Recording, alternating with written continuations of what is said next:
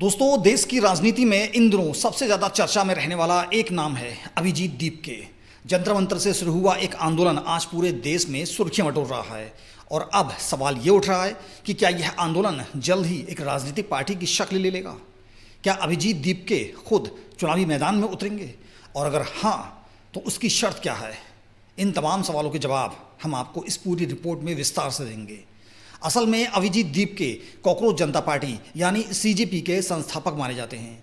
अब नाम सुनकर आपके जहन में सवाल आ रहा होगा कि यह कॉकरोच जनता पार्टी आखिर है क्या। दरअसल यह कोई पारंपरिक राजनीतिक दल नहीं, बल्कि एक व्यंग्यात्मक यानी सटाइरिकल आंदोलन है, जिसकी शुरुआत मई 2026 में हुई थी। इसके पीछे की कहानी भी बड़ी दिलचस्प है। देश के मुख्य न्यायाधीश सूर्यकांत की एक टिप्पणी के बाद यह आंदोलन खड़ा हुआ और देखते ही देखते युवाओं के बीच एक पहचान बन गया।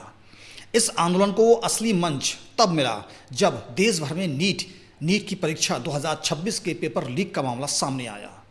लाखों छात्र छात्राओं का भविष्य दांव पर लगा था। परीक्षा प्रणाली की पारदर्शिता को लेकर सवाल उठ रहे थे और यहीं से कॉकरोच जनता पार्टी ने आवाज़ बुलंद करनी शुरू की। दिल्ली के जंतर मंतर पर सीजेपी ने केंद्रीय शिक्षा मंत्री धर्मेंद्र प्रधान के खिलाफ प्रदर्शन किया और यह प्रदर्शन धीरे धीरे एक बड़े छात्र आंदोलन में तब्दील हो गया। अभिजीत दीपके और उनकी टीम की सबसे बड़ी मांग ये थी कि पेपर लीक से प्रभावित परिवारों को उचित आर्थिक सहायता दी जाए और जो भी अधिकारी इसके लिए जिम्मेदार हैं उनकी जवाबदेही तय की जाए। दीपके का कहना है कि सरकार ने बातचीत के दौरान आश्वासन तो दिया, लेकिन अब तक पीड़ित परिवारों को कोई ठोस राहत नहीं मिल पाई है। उनका तर्क बड़ा सीधा और तीखा है। वे कहते हैं कि जब बड़े बड़े सरकारी फैसलों के लिए संसाधन रातों रात जुटाए जा सकते हैं, तो प्रभावित परिवारों की मदद में इतनी देरी क्यों हो रही है। एक हालिया विस्तृत इंटरव्यू में दीपके ने NEET paper leak amendment bill, छात्र आंदोलन की दिशा, सरकार की भूमिका, विपक्ष के समर्थन, पर्यावरण कार्यकर्ता सोनम वांगचुक से मुलाकात की कोशिश और आंदोलन की आगामी रणनीति पर खुलकर अपनी बात रखी। अब आते हैं आज के सबसे बड़े सवाल पर। क्या अभिजीत दीपके राजनीतिक पार्टी बनाएंगे और क्या वे खुद चुनाव लड़ेंगे? इस सवाल पर दीपके का रुख बेहद दिलचस्प रहा। एक तरफ उन्होंने साफ कहा है कि फिलहाल उनकी कोई तत्काल योजना राजनीति में उतरने की नहीं है, लेकिन दूसरी तरफ उन्होंने भविष्य की संभावना को पूरी तरह खारिज भी नहीं किया।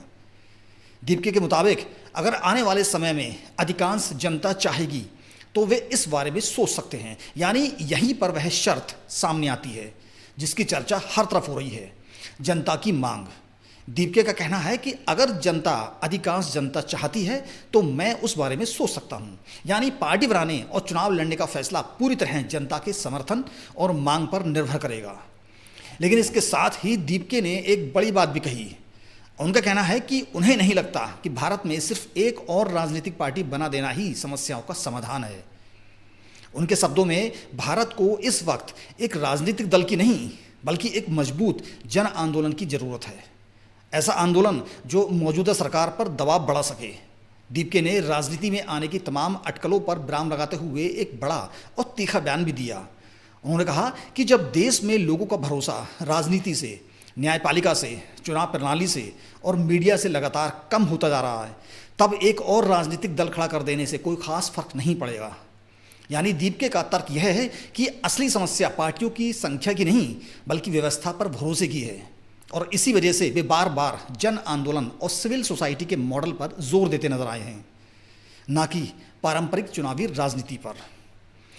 अब बात करते हैं सीजेपी के प्रवक्ताओं की, जिनके बयान भी कम दिलचस्प नहीं रहे।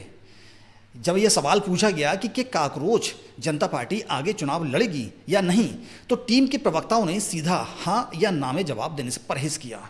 टीम के एक प्रवक्ता आशुतोष रांका ने इस पर कहा कि हर चीज़ का मतलब यह नहीं होता कि 5 साल में वोट मांगने के लिए राजनीतिक दल ही बनाया जाए। उनका कहना था कि सिविल सोसाइटी, प्रेशर ग्रुप और इस तरह के आंदोलन भी लोकतंत्र का ही एक हिस्सा हैं। उन्होंने साफ किया कि फिलहाल उनके लिए मुद्दा और जवाबदेही तय करना ही असली लक्ष्य है और आगे की दिशा हालात के हिसाब से तय होगी। उनके शब्दों में उनकी सबसे बड़ी लड़ाई यही है कि उनकी पीढ़ी की आवाज़ सुनी जाए और जिस तरीके से यह ज़्यादा असरदार होगा वे वही रास्ता अपनाएंगे। यानी टीम ने भी सारे विकल्प खुले रखे हैं, ना पूरी तरह इनकार, ना पूरी तरह हामी। इस पूरे घटनाक्रम पर राजनीतिक हलकों में भी प्रतिक्रियाएं सामने आने शुरू हो गई हैं। भारतीय जनता पार्टी के सांसद निशिकांत दुबे ने हाल ही में एक बड़ा दावा किया उन्होंने कहा कि सीजेपी के संस्थापक अभिजीत दीप के भविष्य में भीम आर्मी के टिकट पर चुनाव लड़ते हुए दिखाई दे सकते हैं। दुबे का तर्क था कि हर जन आंदोलन से आगे चलकर कोई ना कोई राजनीतिक नेता निकलता ही है और दीप के भी इसी राह पर जा रहे हैं। हालांकि यह सिर्फ एक राजनीति का दावा है। इसकी अभी तक दीप के या उनकी टीम की तरफ से कोई आधिकारिक पुष्टि नहीं हुई है। अब यहाँ एक ऐतिहासिक तुलना भी सामने आ रही है जो इस पूरी बहस को और दिलचस्प बना देती है। कई राजनीतिक विश्लेषक इस पूरे घटनाक्रम की तुलना 2011 के भ्रष्टाचार विरोधी आंदोलन से कर रहे हैं। याद कीजिए, उस दौर में इंडिया अगेंस्ट करप्शन के नेता खासकर अरविंद केजरीवाल और उनके साथी बार बार यह दावा कर रहे थे कि उनका राजनीतिक मकसद नहीं है, वे कभी चुनाव मैदान में नहीं आएंगे, ना ही कोई चुनाव लड़ेंगे। लेकिन हकीकत में हुआ क्या? 2011 का आंदोलन खत्म होने के महज एक साल के भीतर ही उन्होंने आम आदमी पार्टी का गठन कर लिया और दिसंबर 2013 में जब दिल्ली विधानसभा के चुनाव हुए तो उनकी नई नवेली पार्टी ने 17 में से 28 सीटें जीतकर सबको चौंका दिया। अब कुछ ऐसा ही पैटर्न अभिजीत दीप के और उनकी पार्टी के साथ भी दोहराया जा सकता है। असली सवाल यह नहीं है कि पार्टी बनेगी या नहीं, बल्कि यह है कि अगर पार्टी बनी तो वह किस राज्य या किस मुद्दे पर सबसे ज़्यादा फोकस करेगी। लेकिन इस बीच एक और दिलचस्प पहलू सामने आया है जो शायद आपको हैरान कर दे। अभिजीत दीपके ने खुद कहा है कि उनकी प्राथमिकता चुनावी राजनीति बिल्कुल नहीं है, बल्कि व्यवस्था में सुधार लाना है। उन्होंने साहब कहा कि उनकी सांसद या विधायक बनने की कोई इच्छा नहीं है। इसके बजाय दीपके की निजी महत्वाकांक्षा कुछ और ही है। वे चाहते हैं कि महाराष्ट्र के हिंगोली जिले में स्थित अपने गांव सांतुक पिंपरी के सरपंच बने और वहां शिक्षा, सड़क व्यवस्था जैसी बुनियादी सुविधाओं में सुधार लाएं। एक समाचार एजेंसी के बातचीत में उन्होंने स्पष्ट किया कि उनका संगठन किसी एक राज्य विशेष तक सीमित नहीं है, बल्कि जहां भी शिक्षा से जुड़ा मुद्दा होगा वे वहां मौजूद रहेंगे, क्योंकि उनका मानना है कि शिक्षा हर राज्य की चिंता का विषय है। उन्होंने यह आरोप भी लगाया कि जो लोग सरकार की आलोचना करते हैं उन पर जांच एजेंसियों के जरिए दबाव बनाया जाता है। हालांकि इन आरोपों पर सरकार की तरफ से अभी तक कोई आधिकारिक प्रतिक्रिया सामने नहीं आई है। अब सबकी नज़रें टिकी हैं आने वाले दिनों पर, क्योंकि अभिजीत दीपके के निवास पर कॉकरोच जनता पार्टी के पदाधिकारियों की एक अहम बैठक होने जा रही है। इस बैठक में आंदोलन की आगे की रणनीति, संगठन के विस्तार और राजनीतिक भविष्य को लेकर मंथन होने की उम्मीद है। यह देखना दिलचस्प होगा कि इस बैठक से क्या निर्णय निकलकर सामने आते हैं। क्या टीम आंदोलन को आंदोलन ही बनाए रखने का फैसला करेगी या फिर धीरे धीरे एक औपचारिक राजनीतिक ढांचे की तरफ कदम बढ़ाएगी?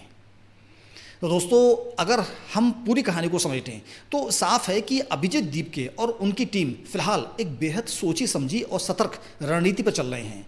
ना वे सीधे हाँ कर रहे हैं और ना ही पूरी तरह ना। उनका कहना है कि अगर जनता चाहेगी तो वे राजनीति में उतरने पर विचार कर सकते हैं। यही वह शर्त है जिसकी चर्चा हर तरफ हो रही है। लेकिन साथ ही वे बार बार यह भी दोहरा रहे हैं कि उनकी असली प्राथमिकता जन आंदोलन है, ना कि सत्ता की राजनीति। क्या यह आंदोलन आने वाले वर्षों में एक नई आम आदमी पार्टी जैसी कहानी दोहराएगा या फिर अभिजीत दीपके सच में अपने गांव सांतुक पिंपरी के सरपंच बनकर संतोष कर लेंगे? यह तो आने वाला वक्त ही बताएगा। लेकिन इतना तय है कि युवाओं के बीच इस आंदोलन की पकड़ लगातार मजबूत होती जा रही है और आने वाले दिनों की हर हलचल पर देश की नज़र बनी रहेगी। यह थी हमारी आज की खास रिपोर्ट।